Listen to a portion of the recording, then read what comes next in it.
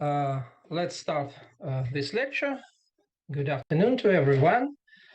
In the previous lecture, we introduced homogeneous vector bundles and induced representations of algebraic groups.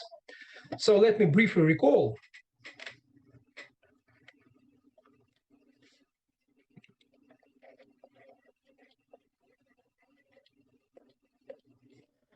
That if you're given an algebraic group G,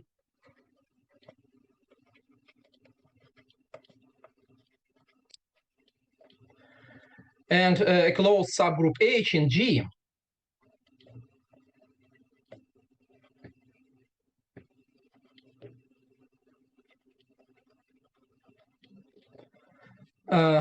you may construct a geometric quotient of G by the right action, by the action of H on the right, G modulo H. This is a homogeneous variety. And now given a linear representation of the subgroup H in some vector space V,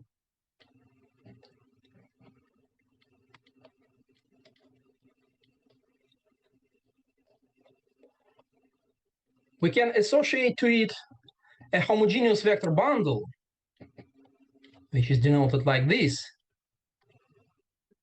G cross V over H. It is a vector bundle over this homogeneous space Y with typical fiber V. And let me denote by pi the projection. And the induced representation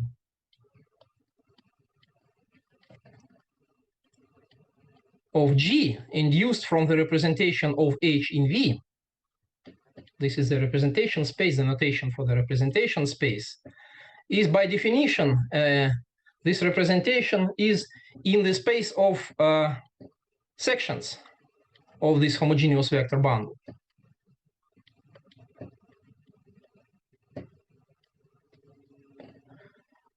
And we computed this space of section on the last lecture. It is isomorphic to the subspace of H invariant vectors in this tensor product. The algebra, the coordinate algebra of G, the algebra of regular functions on the group G, tensor with V, on which H acts simultaneously on both factors. On the first factor by a right translation of the argument of a function, and on the second factor as given from the linear representation, and we take H invariant vectors in this tensor product. So this is isomorphic to the space of sections of the homogeneous vector bundle introduced above.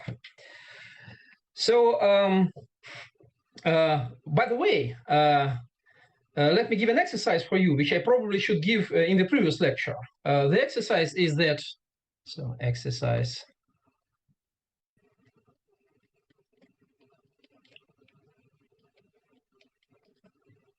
Excuse me. People. Exercise 1 is that if the representation of H in V comes from the representation of the bigger group G, in other words, the representation of H in V is the restriction of the representation of G, then this vector bundle, this homogeneous vector bundle E is trivial. It is equivariantly, G equivariantly isomorphic to the direct product Y cross V. Here G acts on both factors on the right. And the induced representation in this case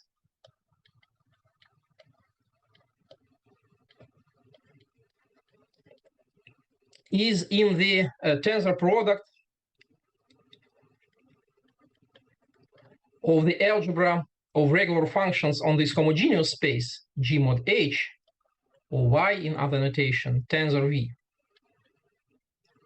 Here again, G acts on both factors simultaneously. So this is the first exercise. And yet another exercise.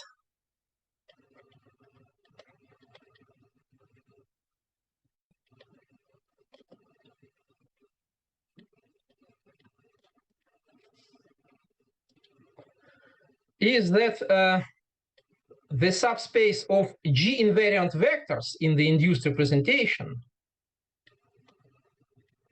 So you take this induced representation space and you take G invariant vectors in this space.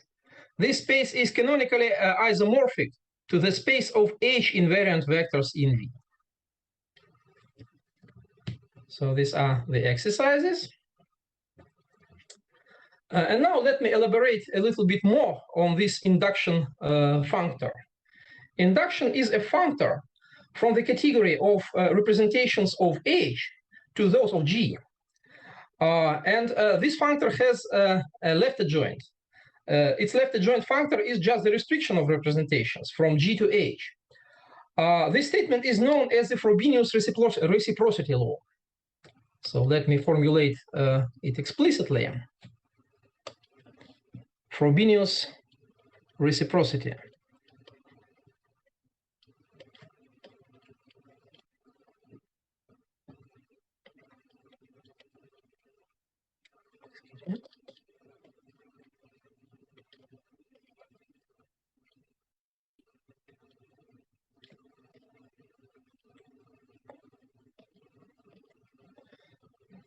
So the statement is that the space of G module homomorphisms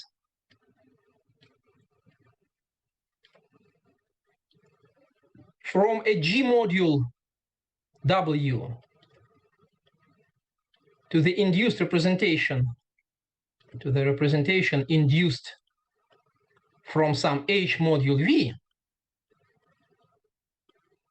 this space of G module homomorphisms is canonically isomorphic to the space of H module homomorphisms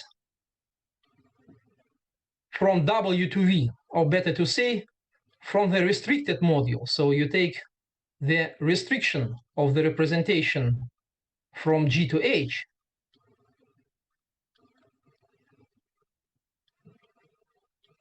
and you consider the H module homomorphisms from this representation space to V.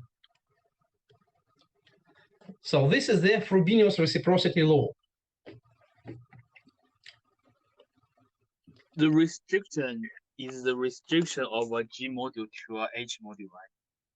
Yes, restriction is the restriction of a G module to H module. Exactly. So this is the same space V, the same vector space V, but now equipped with the representation of a smaller group, with the representation of H. Let me give you a proof of this reciprocity law.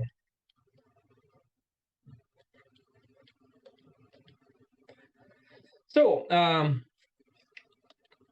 suppose we have a G module homomorphism. Let it be phi from this W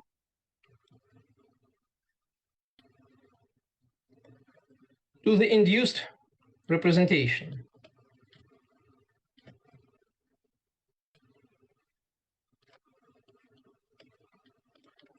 Which is the same in my previous notation as the space of sections of the homogeneous vector bundle E, which I introduced on the previous slide, over the homogeneous base space Y. So this is a G module homomorphism. Take any vector W, small w in this big W, and let's denote the image of this W under phi as S for brevity. It is a section of this homogeneous bundle. Let me draw a picture for your convenience. So like this, we have this Y, we have the total space E with the projective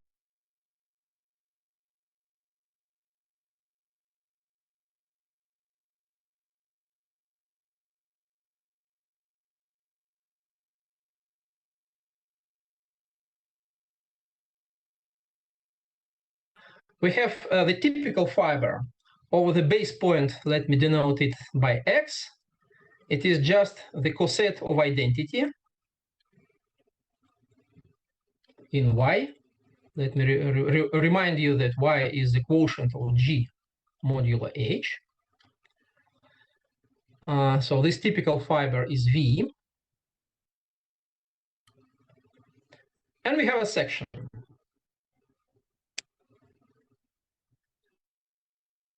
Okay? So this is my section, S. So now we want to construct from phi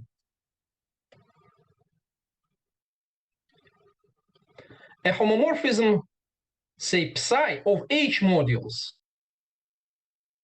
in W to V. A homomorphism of H modules. In other words, to any W small in V, in big W, we want to associate a vector in V. So we have this phi, which associates to W a section S. So how can we get a vector in V? Any guess from you, from your side? What can we do? The value of S at X. Exactly, exactly. This is what we can do, and actually this is the only reasonable thing which we can do.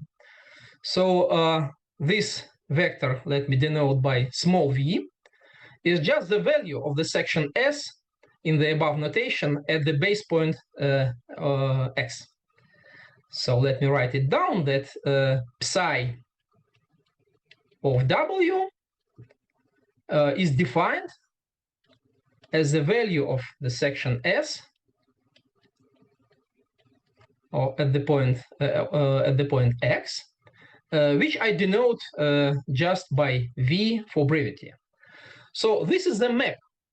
This is the map from this space of homomorphisms to this space of homomorphisms.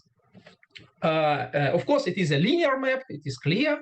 And now we want to show that this map is actually an isomorphism. We want to restore, to recover phi from psi. That is, for any given W, we want to recover S from V. So how can we do it?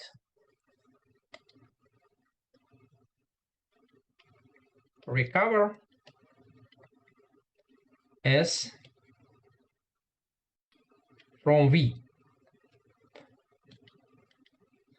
So basically we have the value of this section S at a single point X, and we want to identify the value at any other point.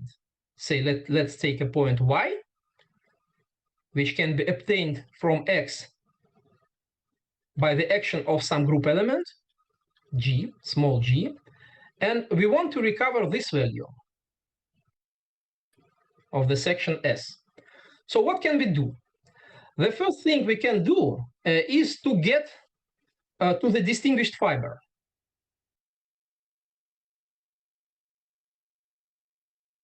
From the fiber here, we want to get to this fiber. How can we do it?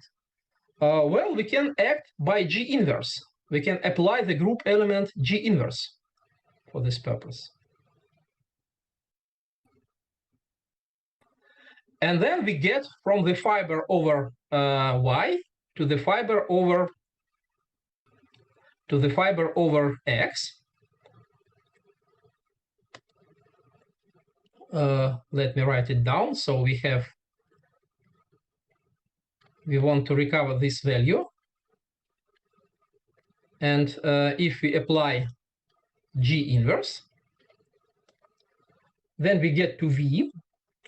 And this is the same as the value of the shifted section, G inverse applied to S at the base point X. So my group G acts on sections, and this is how it acts. Now, since phi is a G equivariant map, this guy is the same as phi of, this section in brackets is the same as the image under phi of G inverse applied to W. And then we take the value at X. But this is nothing but the value of psi, the image of G inverse W under psi, just by definition of psi. And from this computation, we get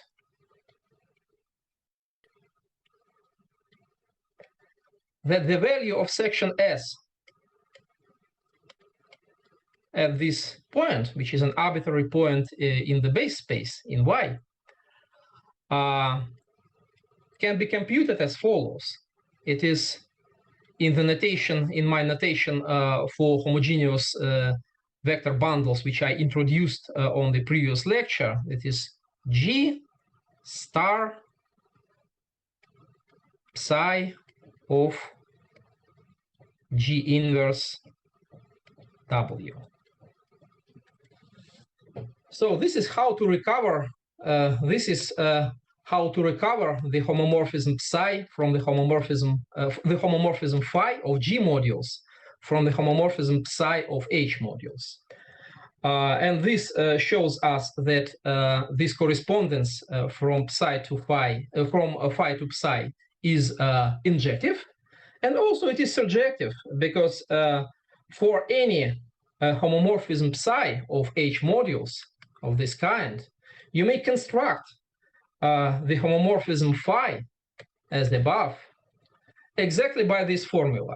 So it takes a vector W in big W to a section S in the induced representation of V given by this formula. It is easy to check that this formula gives you a well-defined section on Y, a well-defined section of this homogeneous vector bundle over Y.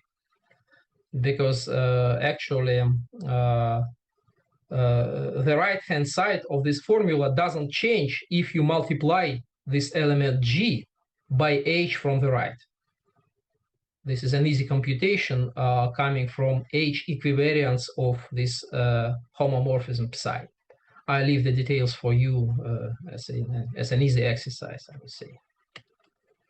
Okay, so this is how we proved this Frobenius reciprocity law.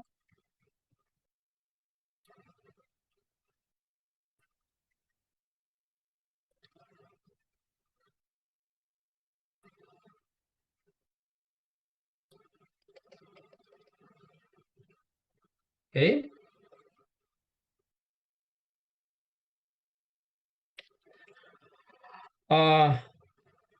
And now an important, by the way, any questions maybe so far? Not yet. Okay. An important particular case.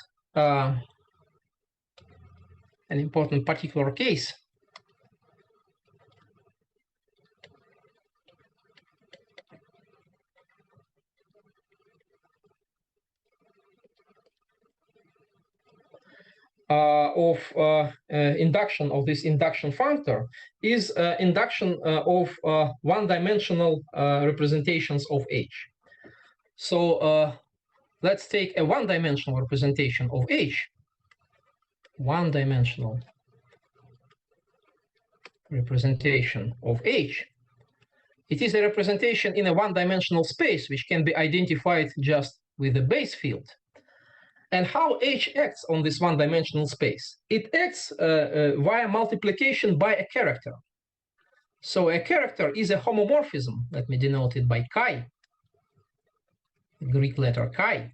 A homomorphism from H to the multiplicative group of my base field. So such homomorphisms are called characters in the algebraic group theory. Character.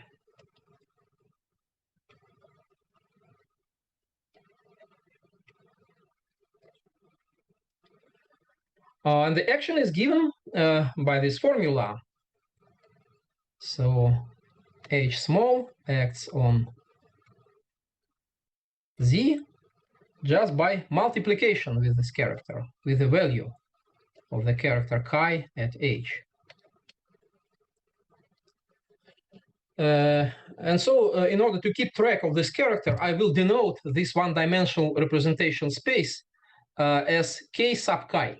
So this means just the one-dimensional space, a copy of the base field, if you like, on which h acts by multiplication with chi. To this one-dimensional representation, we can associate, and this is actually one-to-one, we can associate it. We can associate a homogeneous line bundle, not vector bundle, but line bundle. The fibers are one-dimensional, which I shall denote as L sub k, or just L for brevity. It is, in my previous notation, G cross k sub chi over h. This homogeneous line bundle. And the induced representation here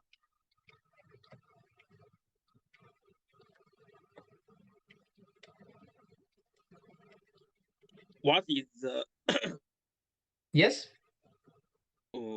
What is the character in the script form? In the script form, where?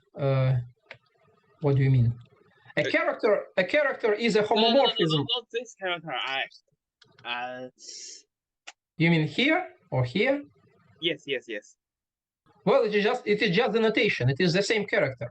It is just my notation for the line bundle induced from this one-dimensional representation. Well, I mean, is that letter in script form?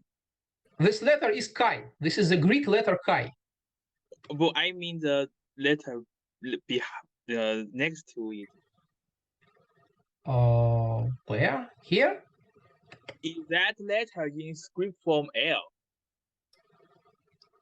This letter is chi. It is my notation for the character. The letter between two equal. This one. I'm sorry. Which one? This one? No, the letter between two equality. Between two equalities. This is L. Yeah, this one. This letter is L. This is L in script form. L. Capital L. Is it okay? Okay. Okay, good.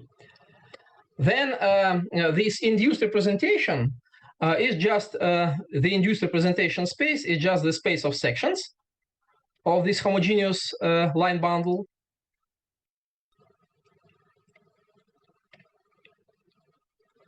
And as we computed on the previous lecture, it is isomorphic to the subspace of H invariant vectors in this tensor product.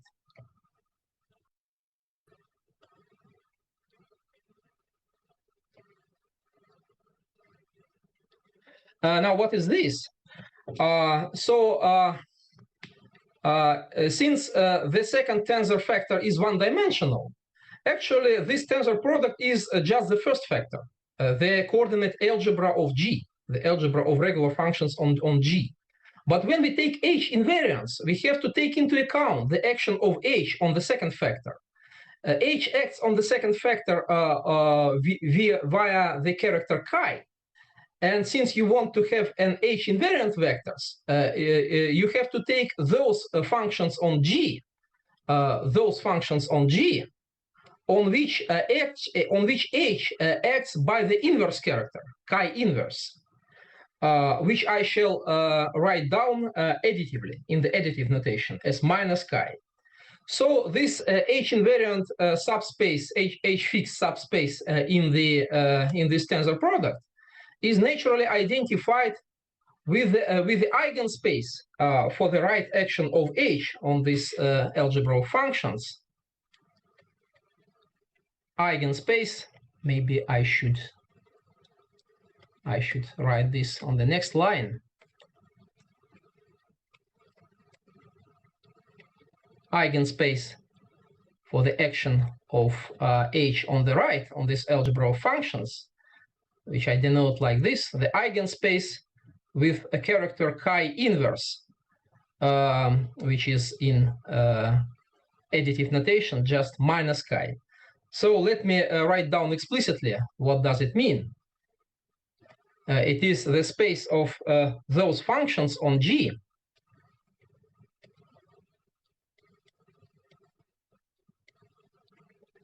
such that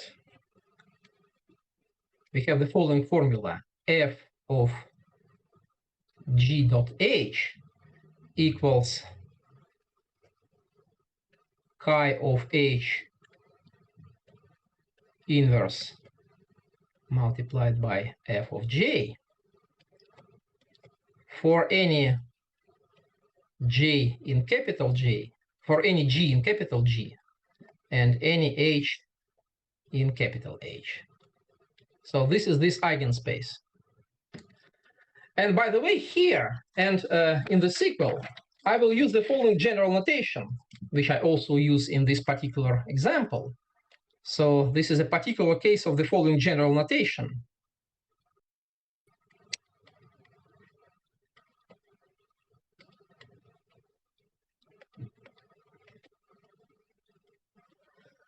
If I am given a representation of some group H, some algebraic group H, in a vector space V, some linear representation, then I shall denote in this form V over H in brackets sub chi.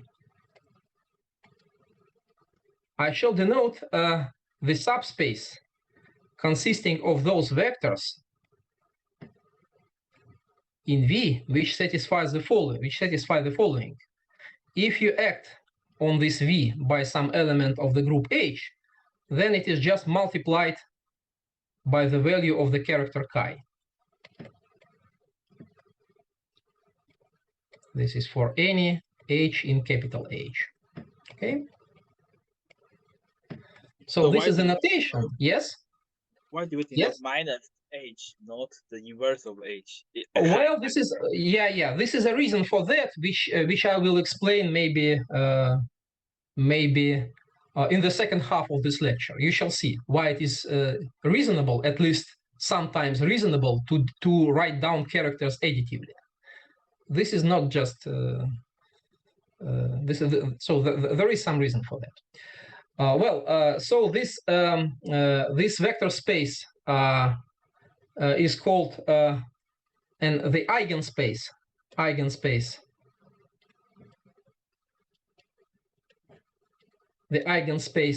for the action of H, the eigenspace of weight chi.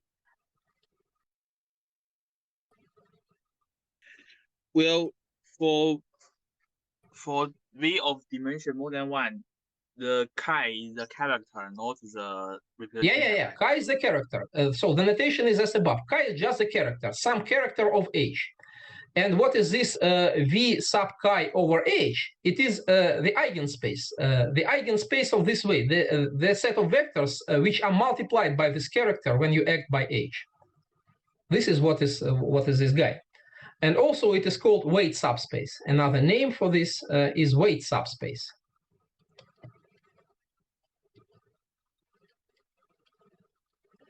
And the vectors in this, so these are the names for this subspace. And the vectors in this subspace are called eigenvectors. So this is eigenvector, again of weight chi.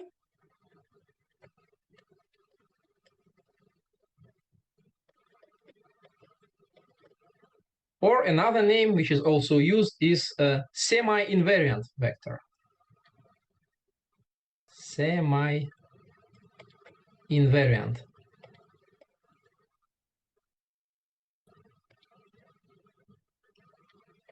Semi-invariant vector. This is just some terminology which I introduced, which I will use in the later in the sequel of my lectures. Okay, so this is the case of of representations induced from one-dimensional representations, or in other words, induced from characters of H. Now I need to recall some basic things from representation theory of reductive groups. First, what is a reductive group? Let me remind you about that. Reductive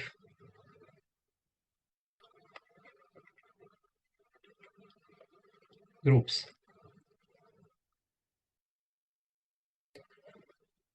So there are actually different definitions of reductive groups.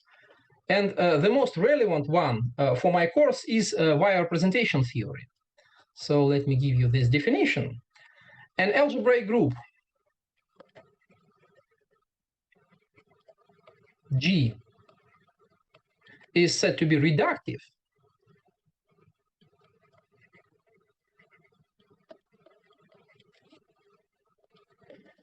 if all representations of G are completely reducible.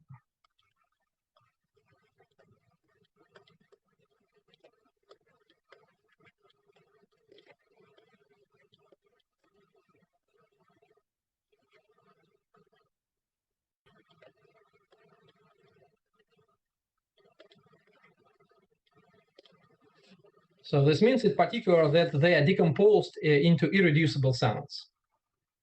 What are main examples of reductive groups?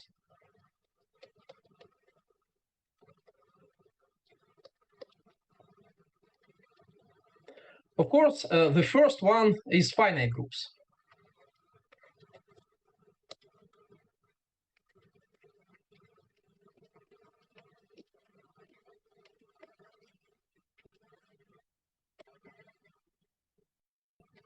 Every one of you knows that any representation of a finite group over the field of characteristic 0 is completely reducible. But actually, we shall avoid this example. We shall exclude it from our consideration. In the sequel, we shall consider only connected reductive groups. Hey, Professor. Yes. What is a completely reducible mean? Completely reducible, the other name for this is semi-simple. Maybe it's more familiar to you. This means that any invariant subspace has an invariant complementary subspace. Or in other words, that the representation can be decomposed into a direct sum of irreducible representations.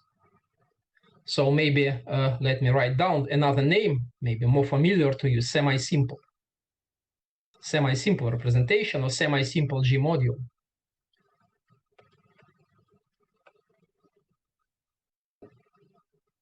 Okay. So in the sequel, we shall consider, as I said, only okay. Let me just write. We shall consider only connected reductive groups.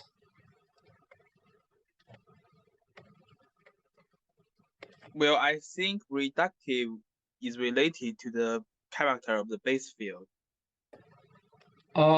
This definition, which I gave to you right now, is good for characteristic 0. So as I said, there are different definitions. In positive characteristic, you should give another definition of reductivity via the structure theory of algebraic groups. But so far, I don't want to elaborate on it. For the moment, for me, this representation theoretic definition is sufficient for my purposes. Okay. Well, so what are examples of connected reductive groups? They include, in particular, all classical linear groups. That is,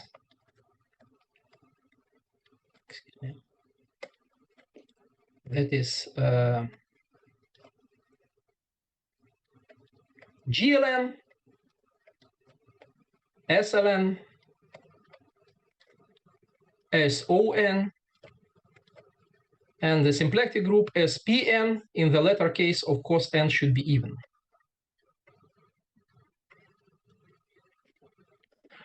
Another example is algebraic tori.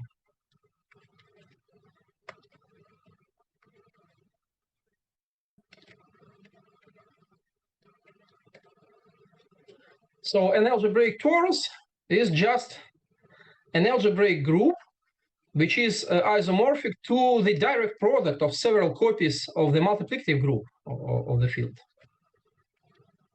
of my base field. This is what is called an algebraic torus. This is not the full collection of examples, but actually, if you add to the examples 2 and 3, if you add spinor groups, I don't want to explain now what is it, but this is for those of you who knows. If you add spinor groups and also 5 exceptional simply connected simple algebraic groups denoted G2, F4, E6, E7, and E8. And if you allow taking direct products,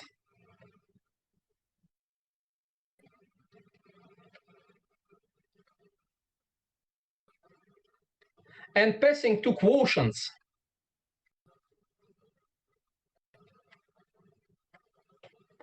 modulo finite central subgroups,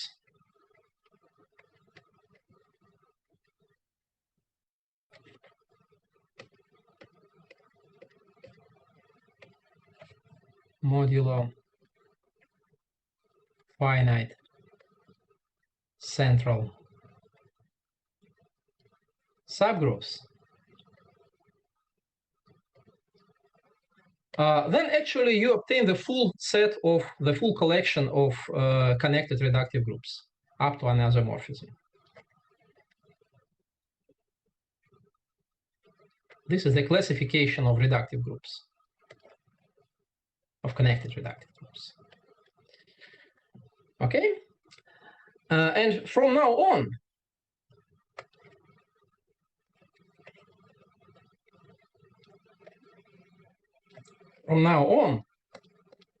well, yes, does finite central groups means finite groups that belong to each central? exactly, absolutely.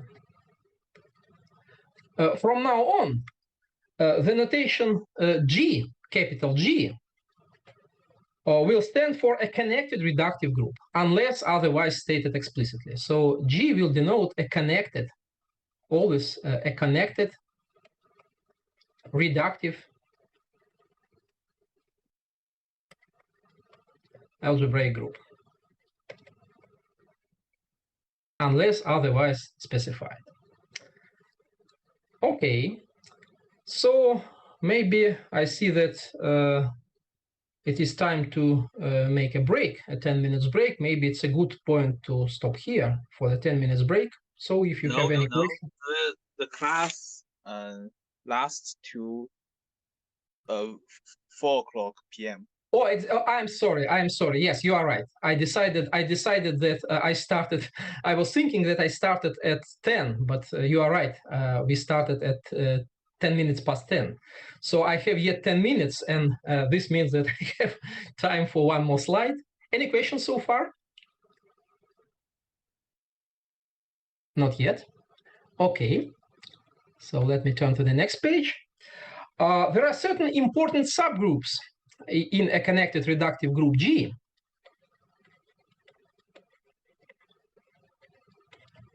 which I want to introduce, and which play an important role. In a sense, they determine the structure of a connected reductive group to a certain extent. So what are these subgroups? First, so G is my connected reductive group. First, let's denote by B, capital B, the Borel subgroup. Borel subgroup in G.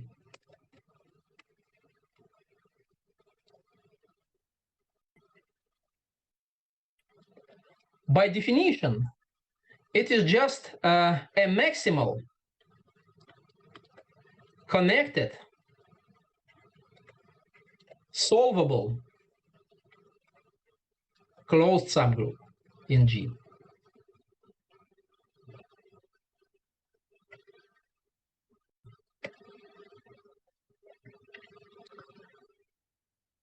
So in this B, there are smaller subgroups. You may take the set of all unipotent elements in B, and you get a maximal unipotent subgroup. Maximal unipotent subgroup, which I denote by U. Maximal unipotent subgroup.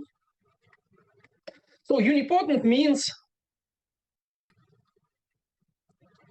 that if you take any embedding of this U in some GLN,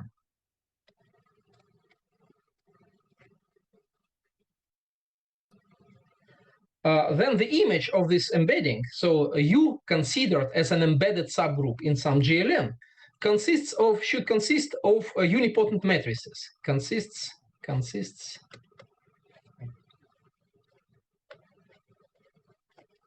of unipotent matrices. This means that all eigenvalues are equal to 1, with all eigenvalues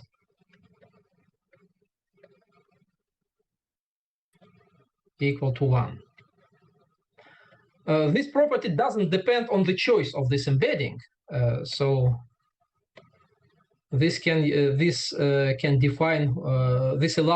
allows us to define what is a unipotent element in an algebraic group, and so a group is unipotent if it consists of unipotent elements. And another subgroup which is contained in B, which can be chosen to be contained in B, is a maximal torus, maxima algebraic subtorus. Actually, the Borel subgroup B is decomposed as a semi-direct product of its maximal unipotent subgroup, which is unique in B, and a maximal torus, which is not unique in B, but it is defined uniquely up to conjugation. It is unique up to conjugation. And moreover, all these three subgroups, that is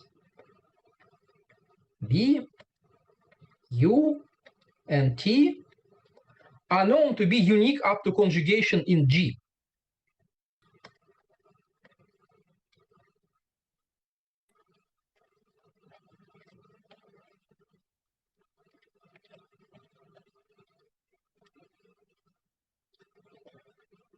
So you can choose, you can make a choice for them, one choice for all purposes you need, and everything is independent of this choice because everything is unique up to conjugation. Let me illustrate this this collection of subgroups in a connected reductive group by a basic example.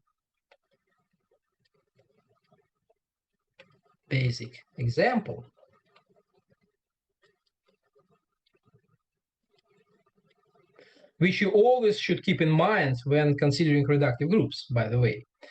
So let's take G be GLN.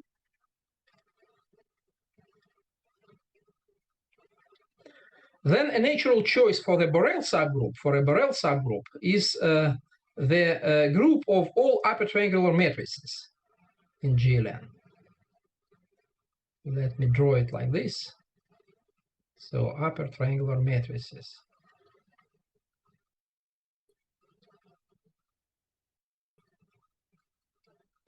With zeros here.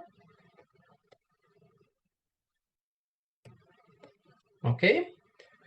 Then a natural choice for U sitting in this B is the subgroup of upper triangular matrices with units on the diagonal.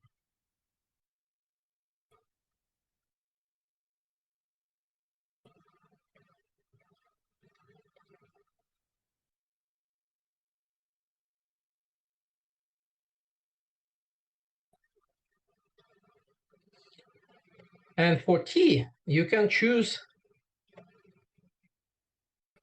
the subgroup consisting of diagonal matrices.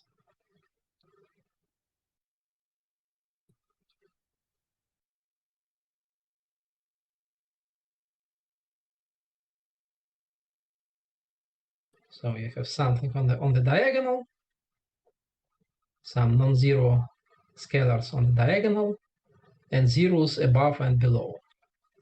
This is, in a sense, the standard choice of standard subgroups in GLN, in the reductive group GLN.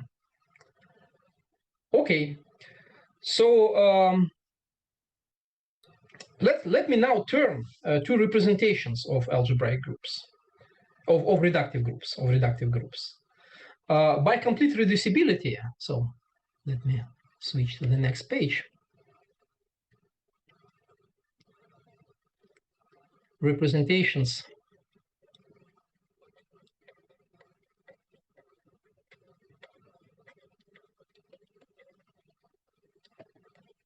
of reductive groups. By complete reducibility, in order to describe all representations, it suffices to describe irreducible representations. And the irreducible representations of the connected reductive groups can be described by a theorem, which I shall formulate at the beginning of the second half of my lecture. So let me just write theorem and postpone its formulation after the break. Now let me finish the first half of my lecture. If you have any questions, then please address your questions to me. And now we have a 10 minutes break. Okay. Any questions? Why do we need the condition solvable in the definition of B? Well, just because because this is how Borel subgroups are defined. So you choose among all solvable connected subgroups, you choose a maximal one, and this is a Borel subgroup. Why solvability is important? Well, it is maybe I cannot explain it in a few words. It is because of structure theory of algebraic groups. For instance,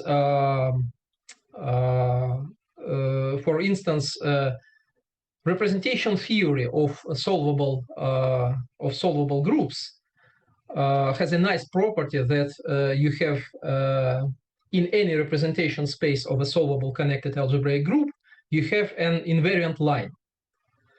This is the Lee-Kolchin theorem, and this is, by the way, what will show up in the next theorem, which I formulate after the break. So I cannot explain in a few words why solvable is important. You should go into the structure theory of algebraic groups and their representations. I just recall basic facts, no more, no less. Okay.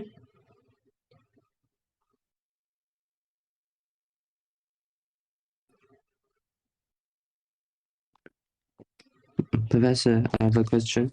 So yeah.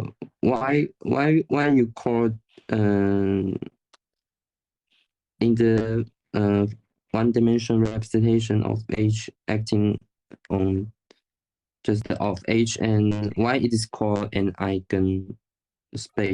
Eigenspace.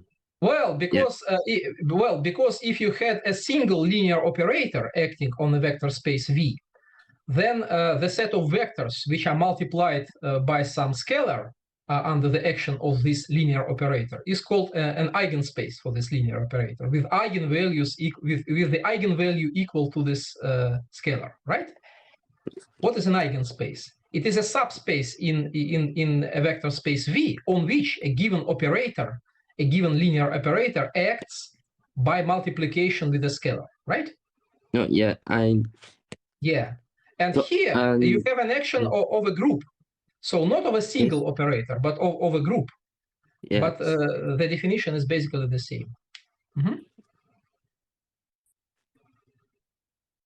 So it means no, in the notation below, I understand that it means that every element of H becomes how to say, becomes it acts like So V, let me formulate this for you. V is an eigenvector for any element of H. Okay? okay. This is why it is called eigenspace, and this is eigenvector. But now we have not a single scalar. This scalar depends on this element of H. So we have a function of H, which gives you these scalars. And this function is a character. Just because you have a representation, when you act by H1 and then by H2, then the composition acts by multiplication with the product of these two scalars. So this means that this chi should be a homomorphism from H to the multiplicative group. So why it's how to say chi H minus 1 above? It's why here? Let me explain again. Yeah, let me explain again. So let's consider the previous line. On the previous lecture, at the end of the previous lecture, we have proved that this space of sections is isomorphic to this guy, right? Yes. Yes. And now what is this guy in brackets? So far we do not take H invariant vectors. We forget about H invariant. So what is this guy in brackets? This is K of J, the coordinate algebra of J, tensored with a one-dimensional space. But when you tensor with a one-dimensional space, you do not change anything. So what is written in brackets it is just this first factor. You can identify this tensor product with the first factor. This is okay, but now you have to take into account the action of H. How does H act on this tensor product? It acts simultaneously on both factors. On the second factor, it acts via chi, via this character chi. And so in order to get an H invariant vectors, we have to take those elements of the first factor in this tensor product, which are acted on by H via the character chi inverse. So that chi and chi inverse should cancel each other, and we get an H invariant vectors.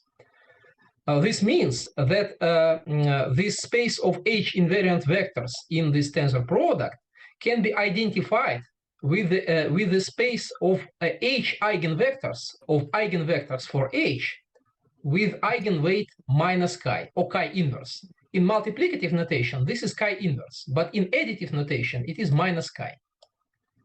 Okay? Here I use the additive notation for characters. So characters form a multiplicative group. You can multiply characters to get another character. But for this multiplicative group, additive notation is also used. And on the second half of my lecture, I will explain why it is reasonable to use such an additive notation.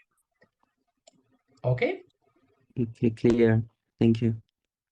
Good. Well, I want to ask a simple question. Yes. The section of the homogeneous bundle over the homogeneous space. Suppose S is a section and EH is the base point. And if SEH equals V, then what is GS, the value of GS at EH? If S of X equals V, what is the value of? No, I'm not saying so. Sorry. I mean, what is the value of G acting on S at the base point? Let me maybe. So do I want to destroy this picture? Let me try to draw another picture for you. Maybe here in the right angle, the right corner of this sheet.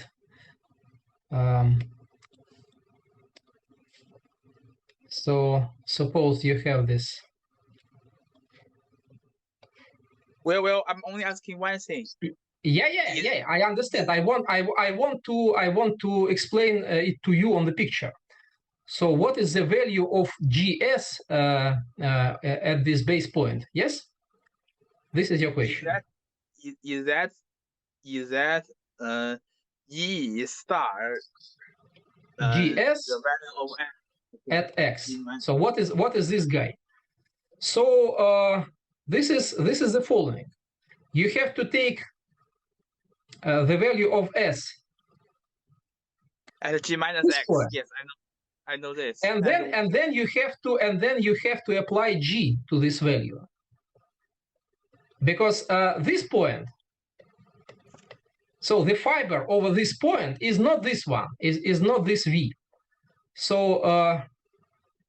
in order to get to S, in order to get to the fiber over X, you have to apply this. Yes. G. I mean, is it written in the star form? Is it? Well, you may write it in the star form, but the star form. Let me explain. The star form is used for the following. So suppose you have this E, which is G cross V over H. And what is this star form? So this guy stands for the coset of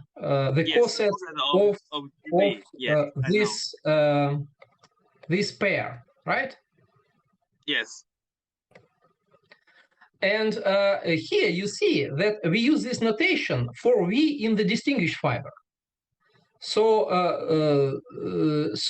this notation is used for V sitting in here. And if you want to use this star notation here, that is maybe not quite notationally correct, because this value sits in a different fiber. It sits in here. Okay? So this is why I do not use the star notation here. I just use the action notation, because G acts on everything here. G acts on E. I know. I know I'm not getting wrong. Yeah, thanks. Okay, good. So this is just notational thing. It is not essential. So maybe I shall, for the notes, I shall erase these scripts, but now let me keep it for a while. Okay.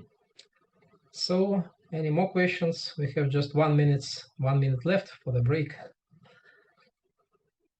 So maybe I will come back to this last page.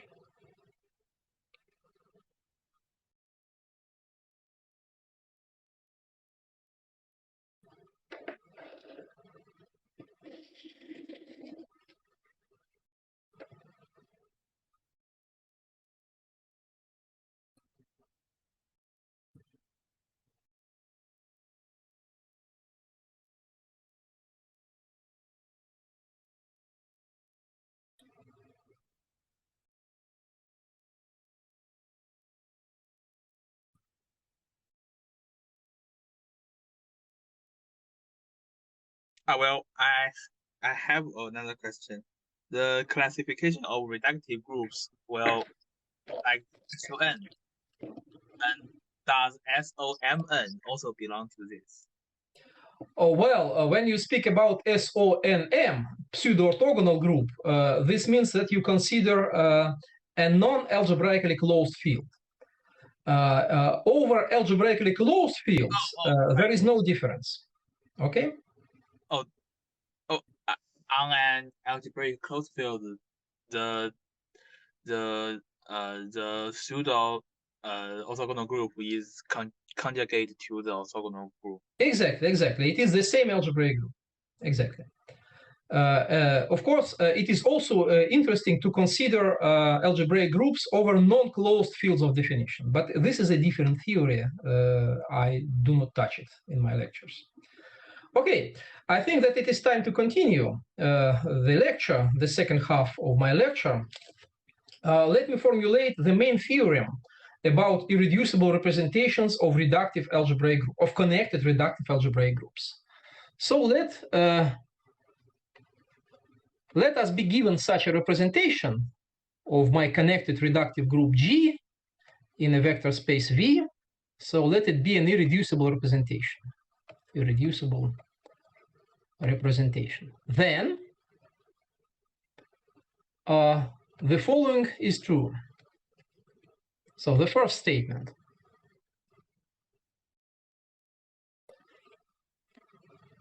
There exists a unique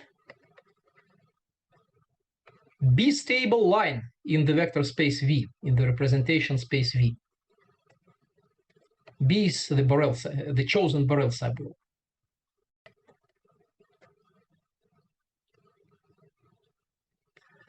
And the Borel subgroup B acts on this line via a character. Let me write down this action. So this character, I will denote it as lambda. And it is called, this character lambda,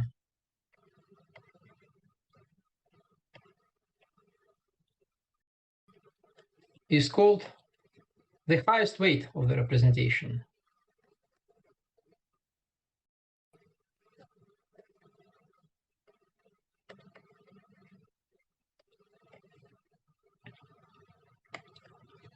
And any vector generating this unique B-stable line, say this vector V, highest weight.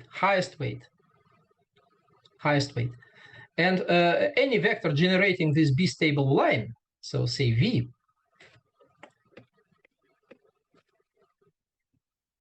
let me denote it by V or V sub lambda if I want to emphasize its relation to the highest weight. So this vector is called a highest weight vector. Highest weight vector. It is unique up to proportionality. Highest weight vector.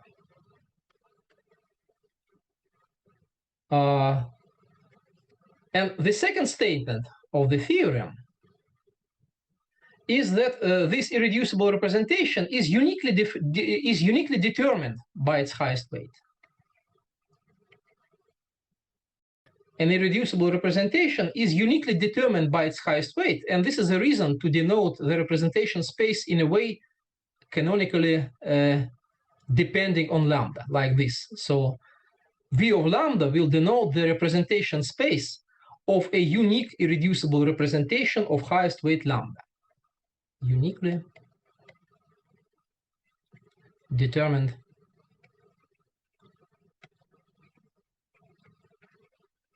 by. I don't understand the second part of the theorem. Yes, this is the second statement of the theorem. How did lambda extend to all G, all of G? Well, I mean, you shall actually, in the sequel of my lectures, you see an explicit construction for this representation space of highest weight lambda. But so far, it is just a theorem. I'm not going to prove it. This is one of standard basic facts in representation theory of algebraic groups. So I refer to the books which I cited. The irreducible representation is uniquely determined by lambda, right? Exactly. This is the statement. Okay. So lambda, this highest weight lambda, is a character of B, of the Borel subgroup. And the set of all characters of B is a group under multiplication, which is called the weight lattice. Weight lattice.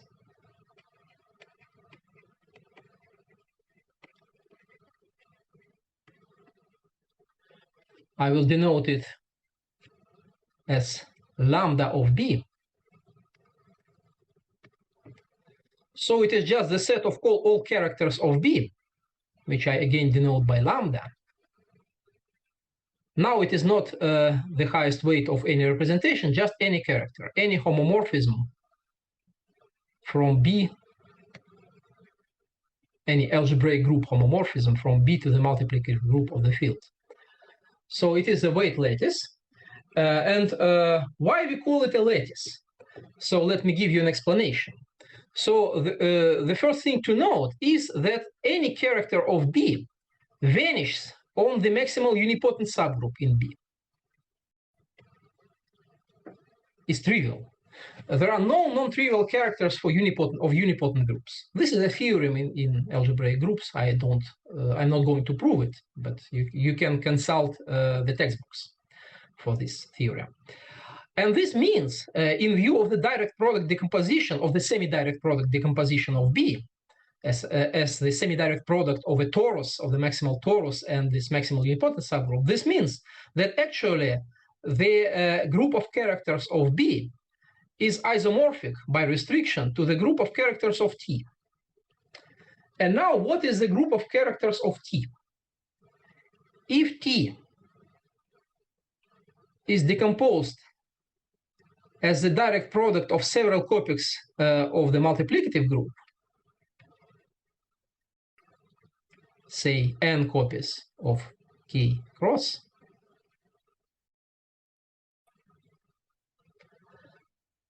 then this gives a natural isomorphism of this character group with the lattice z to the n, because the characters of an algebraic torus are just low-run monomials in the coordinates with respect to this decomposition on the left. So any character can be computed as follows. Its value on T is a monomial with integer exponents, T1 to the L1, etc., Tn to the Ln, where these Li's are integers.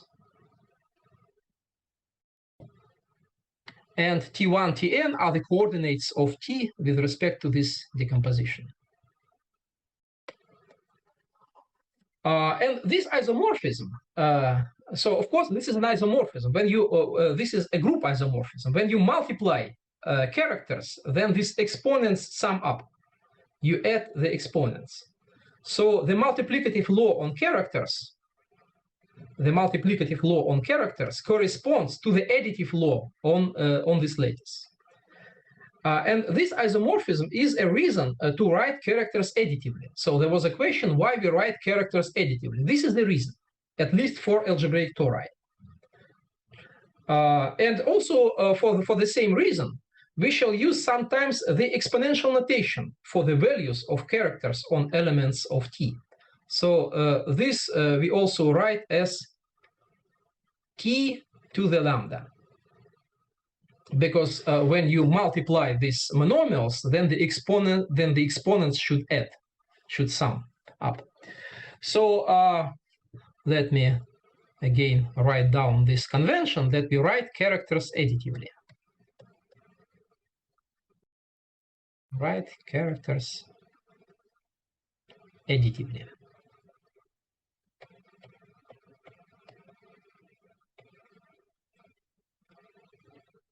Okay.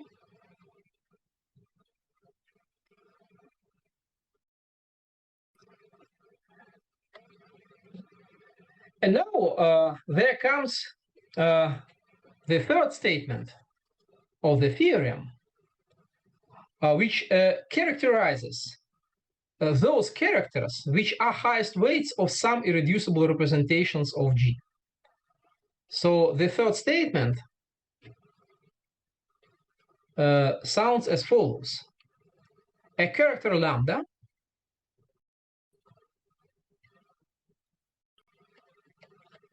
is a highest weight of some irreducible representation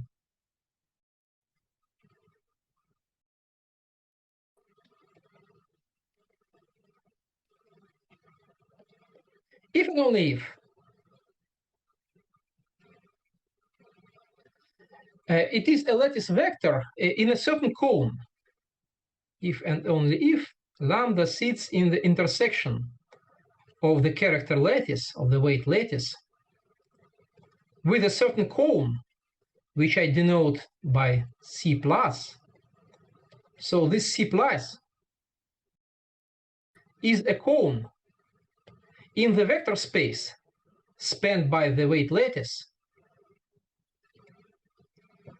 I will take the vector space over rationals, over Q. But of course, maybe more common convention is to take a vector space over reals spanned by this lattice, by this Z to the N. And this cone is a cosimplicial cone.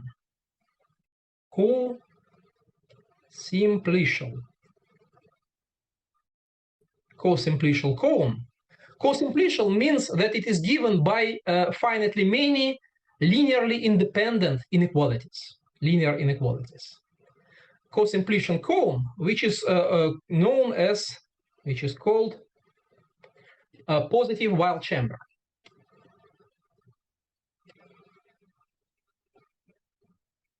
Positive Weil chamber.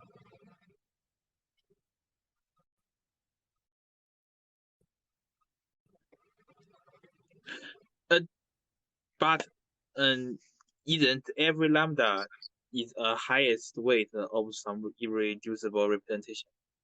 Every lambda sitting in this cone. This is if and only if every lambda sitting in this cone is the highest weight of some irreducible representation. So and conversely, what is the representation of G determined by lambda? Well, as I said, I will explain it a bit later, how to construct such a representation. Well, do we require this lambda to sit in the cosimplicial cone? Yes. In order for lambda to be a highest weight of some irreducible representation, it is necessary and sufficient for this lambda to sit in this cone.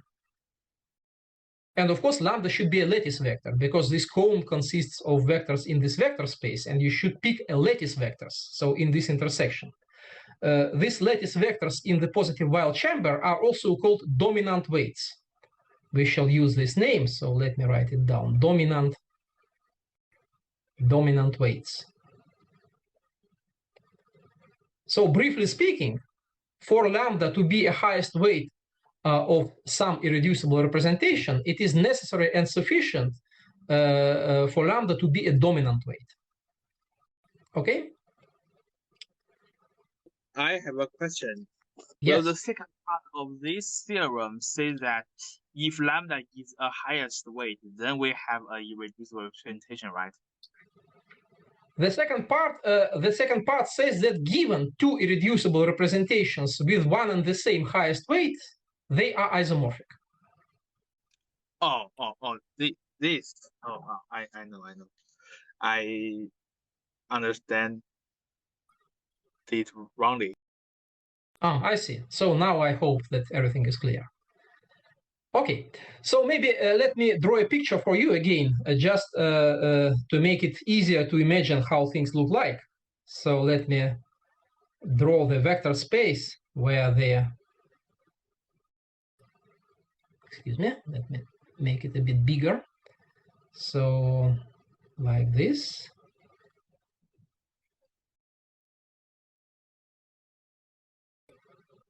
So this is a vector space where all weights sit in.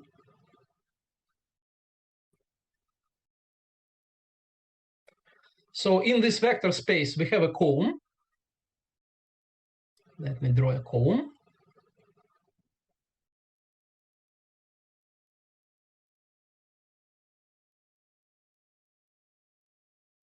Say like this.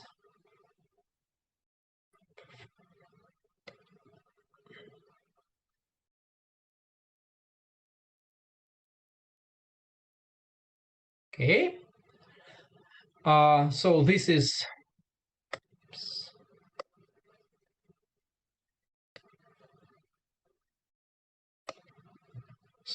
this positive Weil chamber, C plus. and this is the vector space spanned by the weight lattice, lambda of t. And let me pick the lattice vector. So these are the lattice vectors.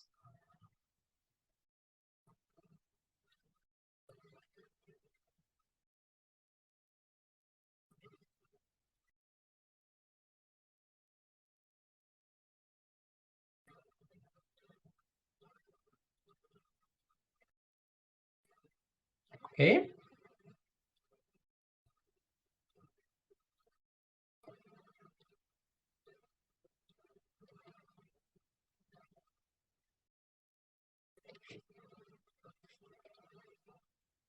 Excuse me.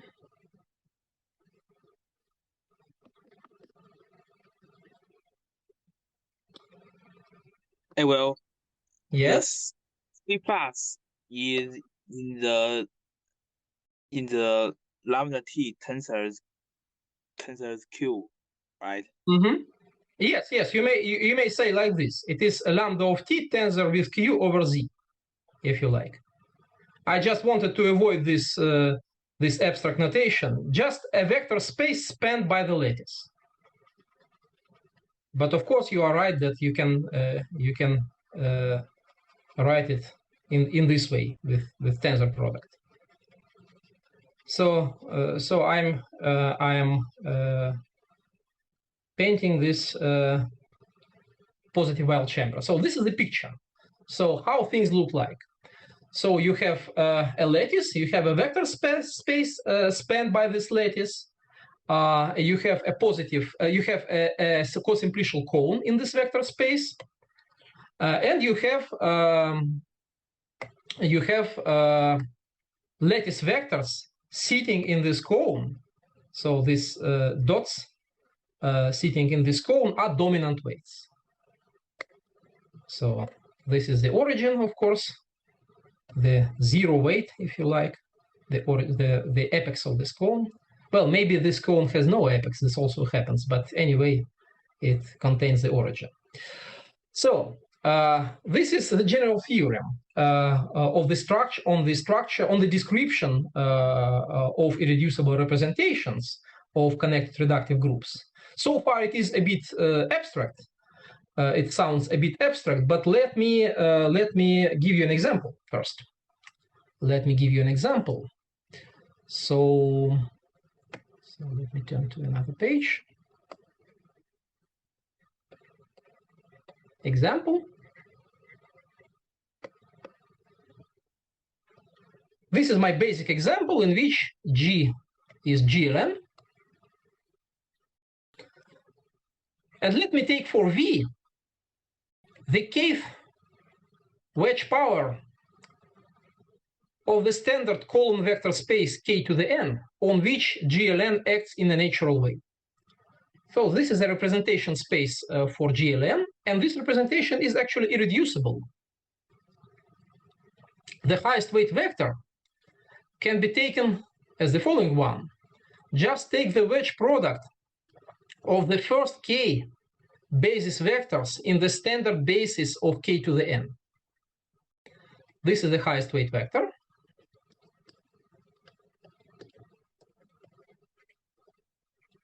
Okay. And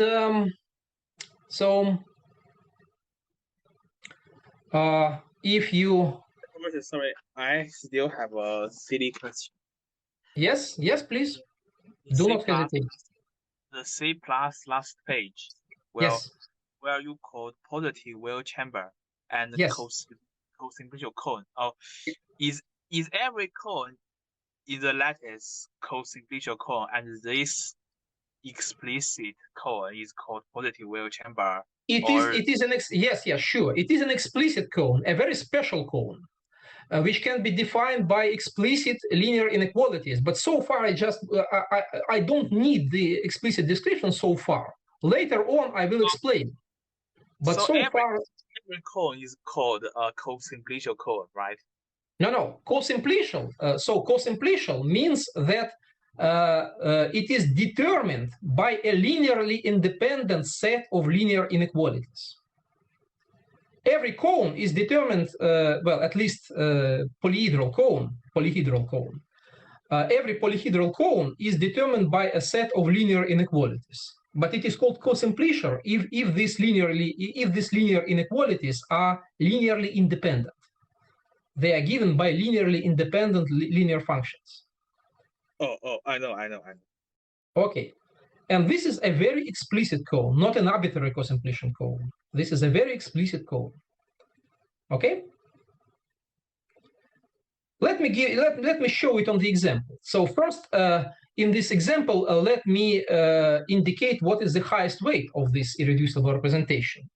So given any element of the maximal torus, which I will take as before to be just diagonal matrices. So pick a diagonal matrix, T1, Tn on the diagonal. And how does this, so this is an element in the maximal torus, how does this element act on this highest weight vector V? It just multiplies V with the product of the first k diagonal entries. Okay? And in the additive notation, this means that the highest weight for this representation,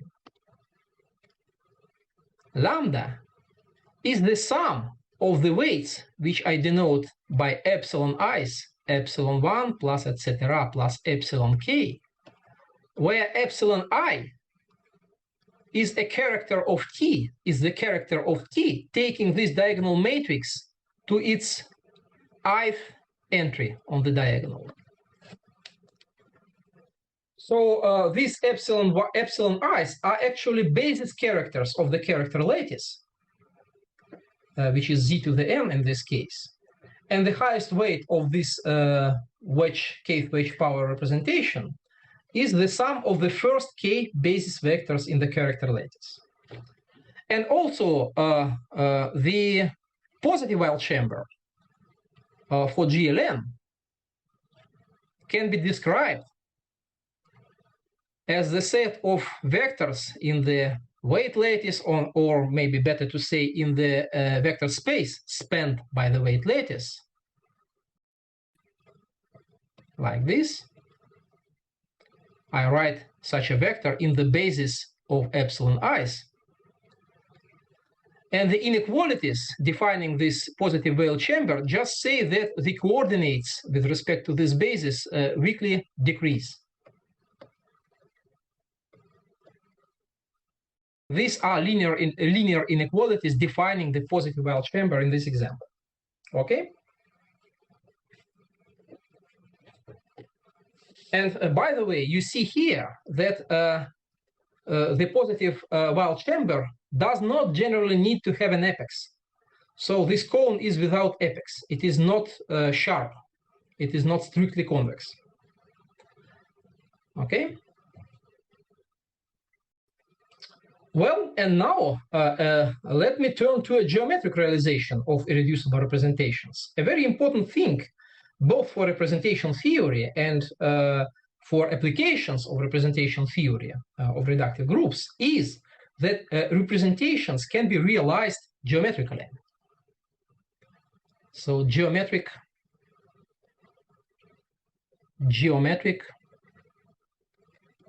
realization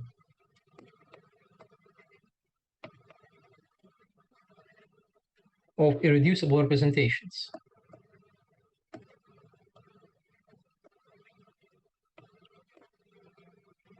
Okay.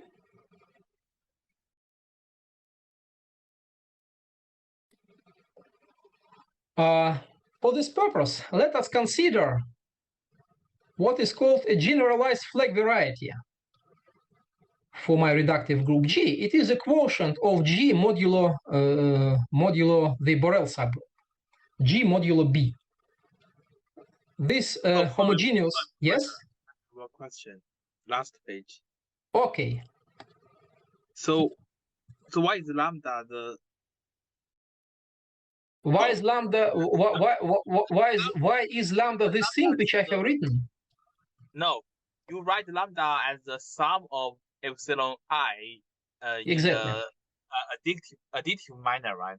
Exactly. And this is in the multiplicative notation. this is in the multiplicative notation, and this is in the additive notation.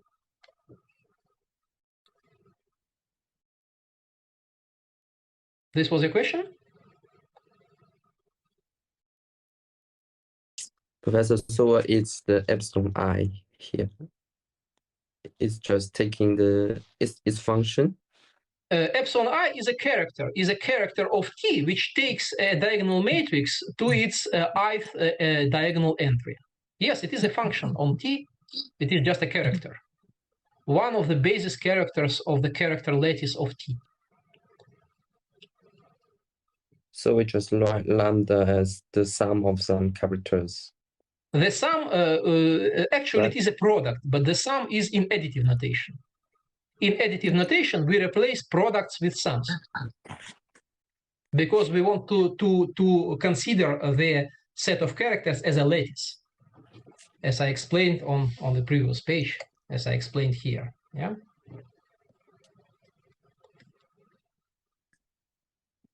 Is it okay?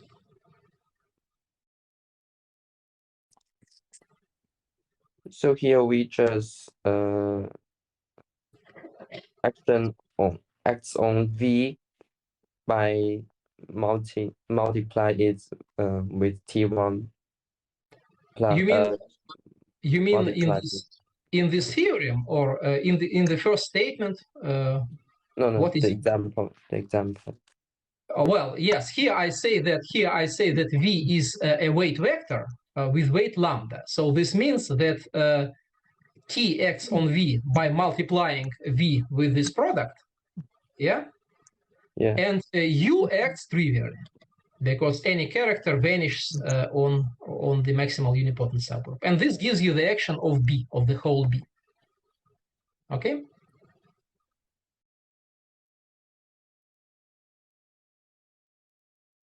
Okay.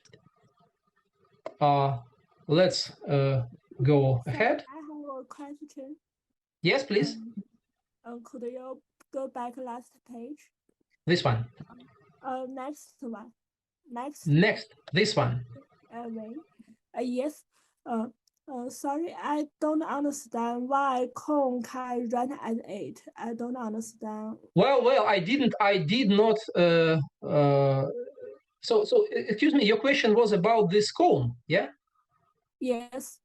I did not explain that. I didn't prove that. It is just a statement. I didn't prove that.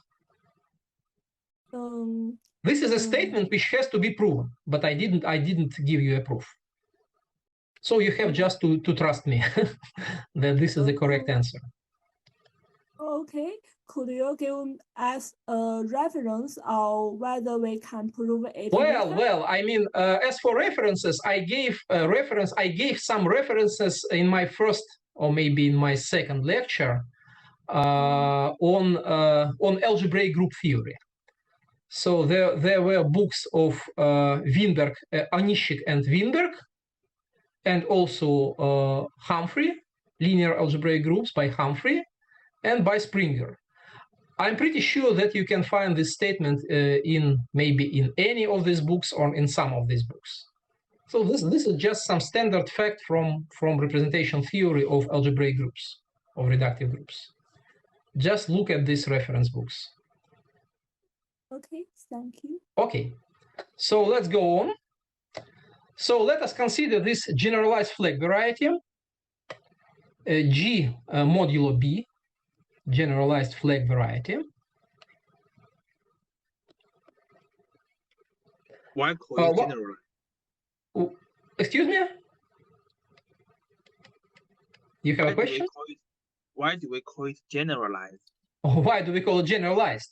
Well, because what is the usual flag variety? If you take, for instance, if you take G to be the full linear group of some vector space V, then in this case, this X would be a usual flag variety of V. That is the set of complete flags in V. So let me denote by V dot a collection of a complete flag, a collection of subspaces starting with the zero subspace and ending at V itself embedded in each other, and such that the dimension of the kth subspace in the flag equals k. So this is what is called the usual flag variety. And if you replace G by an arbitrary reductive group, then you may call it a generalized flag variety. But you are right in the sense that I will drop this adjective, generalized. I will call it just a flag variety.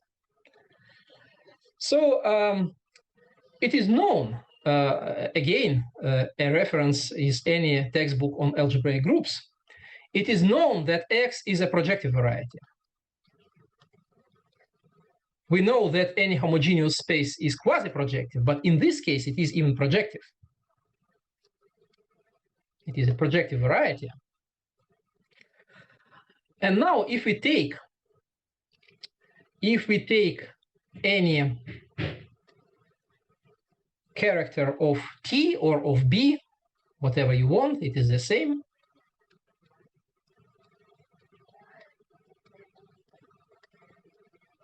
Any vector in the weight lattice, to this vector, we can associate a homogeneous line bundle. I again denote it by this script L. And actually, for notational convenience, in order to make formula look better, it is better to associate a line bundle with the opposite character, minus lambda.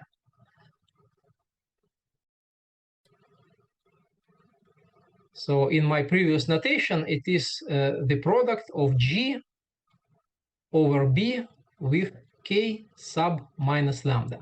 This is one-dimensional vector space where B acts via the character minus lambda. So, but this makes no difference. Replacing lambda with minus lambda makes no difference because minus lambda is also an arbitrary character of T. If lambda were an arbitrary character of T, then minus lambda is as well. And now the Borel-Weil theorem, the theorem due to Borel and Weil, André Weil, Borel-Weil theorem. This is the other Weil, not the one to whom is the Weil chamber. The Borel-Weil theorem says that the space of sections of this homogeneous line bundle over the flag variety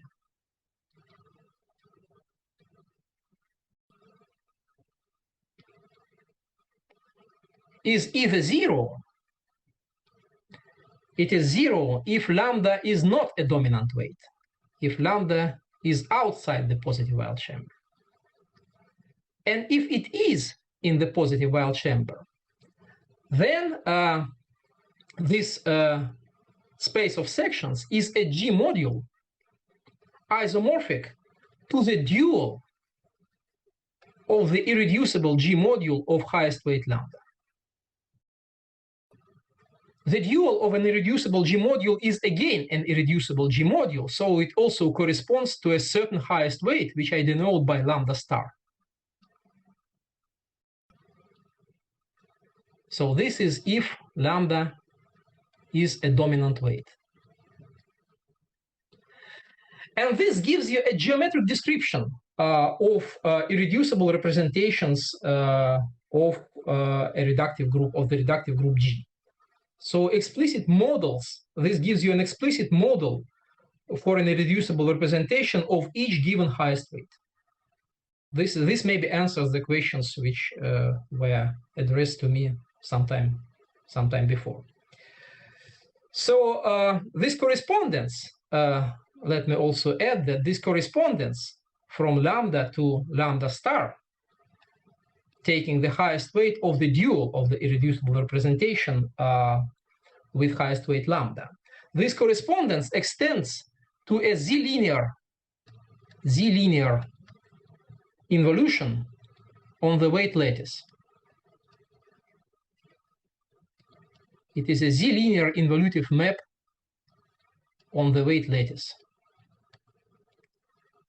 And there is an explicit formula for this involution in terms of the action of the while group, of the so-called while group, which I'll skip at the moment. Maybe later, if I will need it, I will write it down.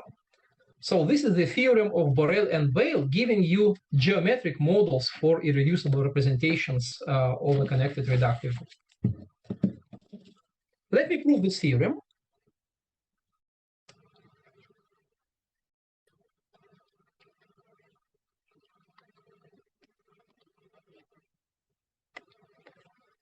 So how we can prove this theorem?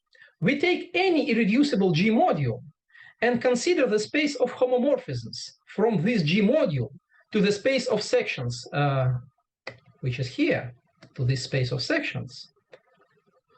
And we compute the dimension of the space of homomorphisms. So let me write it down explicitly, what I want to do. I want to take any G module, any irreducible G module, say of highest weight mu, and I consider the space of homomorphisms, of G module homomorphisms from this irreducible G module to this space of sections, which is in other notation just the induced representation. The representation. Yes. We use ZG module or KG module. Well, it is G module means the space of representation of a linear representation of G. Oh, KG module, I know. Well, I'm not quite sure what do you mean by a KG module. If you want to consider a group algebra, no, it is not a module over a ring. It is a module over a group. This means the space of a linear representation of this group. Of course, you may take the group algebra, but the group algebra is not a good object for infinite groups, for algebraic groups. I don't want to take the group algebra. So it is G module means the representation space of some representation of G. Okay? So we consider this space of homomorphisms from the irreducible G module of highest weight mu to this induced representation, which is the same as the space of sections in the formulation of the Borel-Weil theorem. And now, by Frobenius reciprocity, it is isomorphic to the space of B module homomorphisms from the same V of mu. But now we consider V of mu as a B module. We forget about the action of G. We remember only the action of B. The space of B module homomorphisms from V of mu to this one-dimensional representation space on which B acts by the character minus lambda. And what is this? This is the same. So you may consider this space of B homomorphisms, of B module homomorphisms, and replace and take adjoint linear maps. So any homomorphism is any such homomorphism is a linear map from this space to this space. But if you replace this linear map with the adjoint one of the dual vector space in the opposite direction, then you get that this space of B module homomorphisms is the same, is naturally isomorphic to the space of B module homomorphisms from the dual of the dual spaces. So the dual to this one-dimensional representation space is again one-dimensional with the character lambda, not minus lambda, just lambda. And here we get V of mu star. Now we want to compute this space. What is this? Remember, recall that in any irreducible representation of G, there is a unique B-stable line. So if you want to get a homomorphism from a one-dimensional representation of B to this irreducible G module V of mu star, then it can be either zero or just embedding of this line, unique embedding of this line into this space. So we get that this space is either just K, one-dimensional space. This is if and only if lambda is equal to mu star.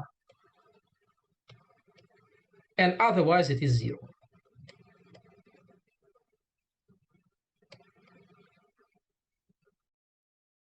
Otherwise it is zero. Otherwise. Schur's lemma, right? Yes, of course.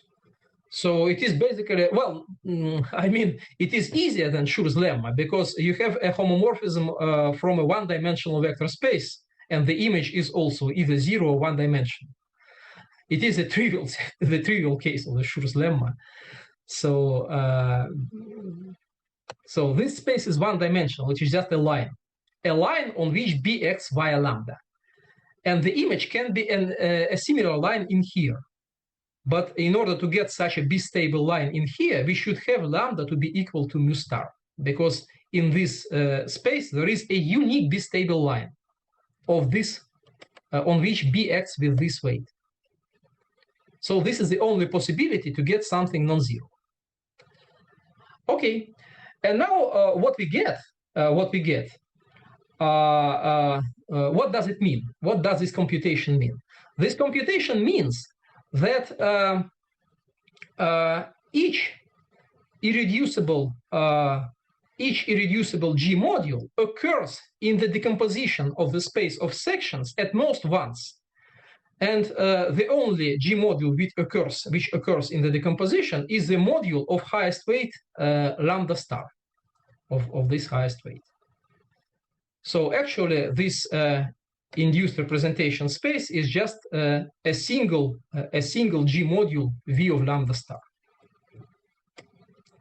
So this completes the proof. This completes the proof of the Borel-Weil theorem with the help of Frobenius reciprocity.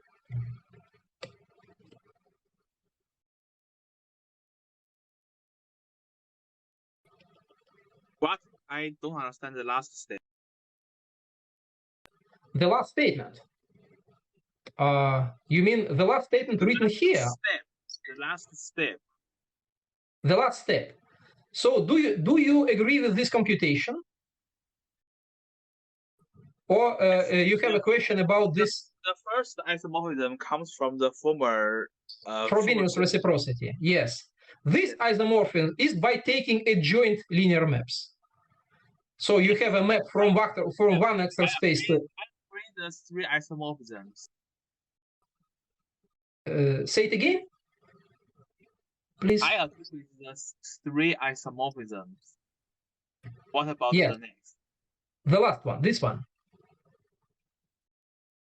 No, You no, are asking. last one. I mean, after we get the three isomorphisms, what can we do next? What can we do after these three isomorphisms? Well, let me maybe write something more. So this means just what I have said, but maybe I didn't write it, and this was a confusion. So this means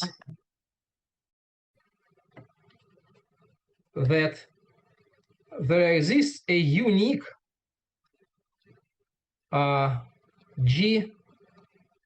there is a unique irreducible G submodule in this induced representation,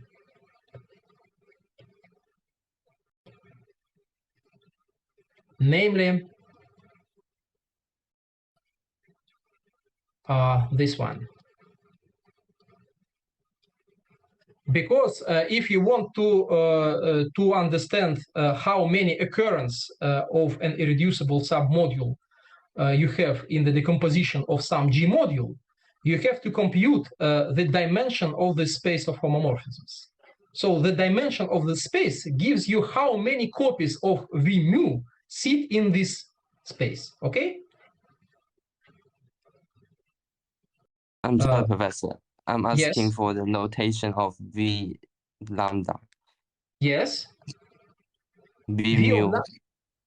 of lambda, so let me come back to this page. V of lambda is the space of the irreducible representation of G with highest weight lambda. It is unique up to an isomorphism. So this is V of lambda. Okay? Mm. Okay. What is element? Yeah. I'm a little confused. What is its element? V sub lambda is an element, is a vector, but big capital V of lambda is the representation space. Okay. Mm-hmm. So coming back to this proof, we have proved that. So we prove that the existence of so we proved the equality in the Borel-Weil theorem. How do we prove that it is an involution? It is clear that it is an involution because passing to the dual space is involutive. What is not clear, it is that this involution is linear.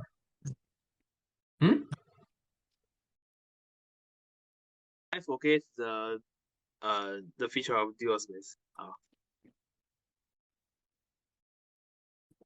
Is it okay? Yes, I understand now. Okay, good. Well, maybe let me finish today's lecture by a generalization, by a slight generalization of the Borel-Weil theorem. Do I have time? I guess I have. I'll try. So, or maybe it's better to skip.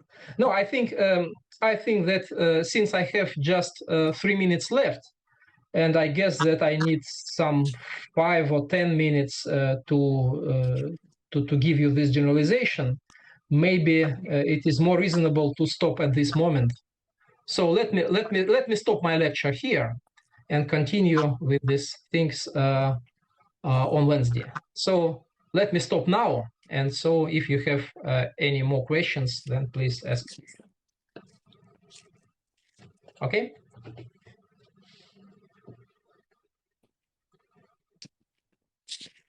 So any more questions so far? I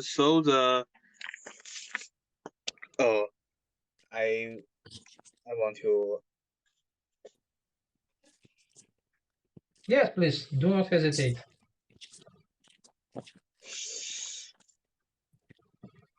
Oh, why is the section of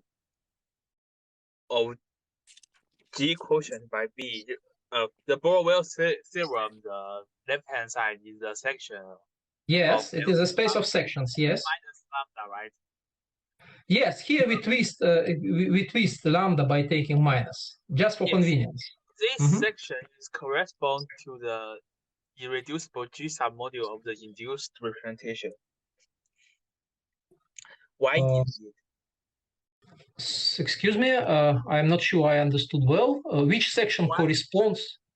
Why does the section correspond to the irreducible G submodule of the induced bundle? No, I mean this space of sections is the same as this space. So the induced representation is by definition. Yes, they are the same, right? I know they are the same. But what is your question? They are the same. Well, you prove that the only irreducible G submodule in the induced bundle yes will lambda star, right? Yes, this statement. This is the only G submodule, but not the whole space. Well, this is the only G submodule, but I mean this space is a the space is already a G submodule, so it must equal to. Of course. This vector space is a G module. We have a representation of G in this space of sections, and by complete reducibility, this representation decomposes as a direct sum of irreducible representations. And I want to pick up those irreducible summands. This is what I want to do. I know what the proof goes. Thanks. Okay. Okay. Good. More questions?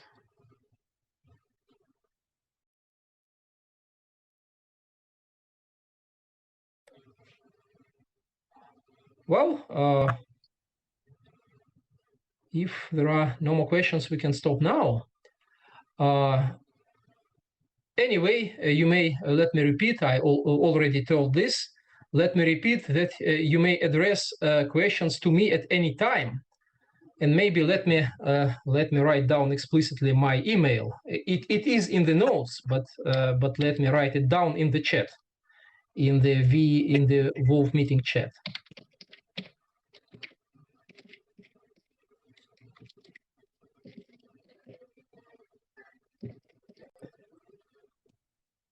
Okay, so I put my email in the chat, and if you have any questions coming later, then you may write to me on email. I will respond quickly. I promise you to respond quickly. About the proof, I still have a question. Sorry. Mm-hmm. We prove that if lambda is in the positive chamber, then we have the section is equal to V lambda star. So what happens when lambda is not in the chamber? The space is zero. Oh well. This is this case. This is this case in the proof. This is this case because in this case, if lambda is not in the positive chamber, then for any mu, this equality cannot hold. Oh, we choose mu to exhaust all of the vector in the chamber.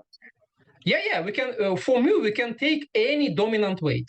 We can take any dominant weight and investigate what is the space of homomorphisms. This one. And if lambda is not in the positive chamber, then this equality never holds, and so we get zero here for any mu. This means that the representation space is just zero.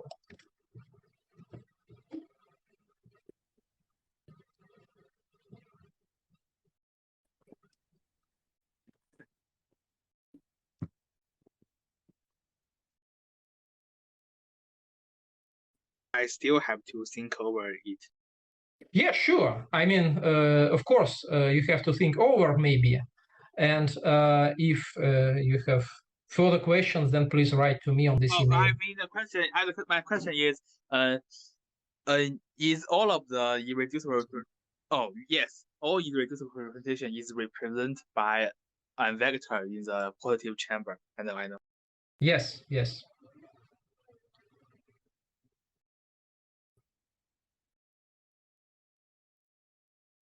More questions?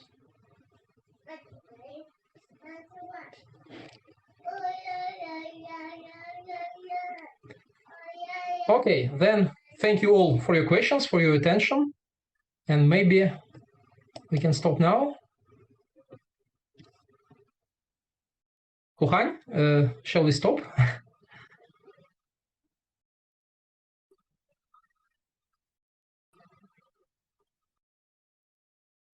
Yeah, I think so. So since there are no more questions, then maybe we can stop today's lecture and see you all on Wednesday. I hope so. Okay. And I think the teacher can exit the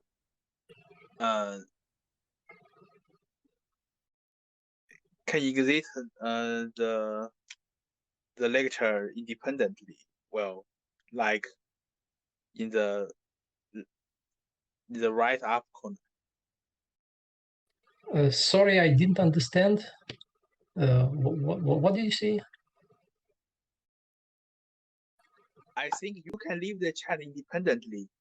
Yeah. I just wanted to say goodbye to you. Well, because maybe some of you still want to ask, but I think no. I think that there are no more questions for today. So thank you all, and I say goodbye to you and see you on Wednesday. Bye bye. Bye bye. Thank you for the lecture. Thank you.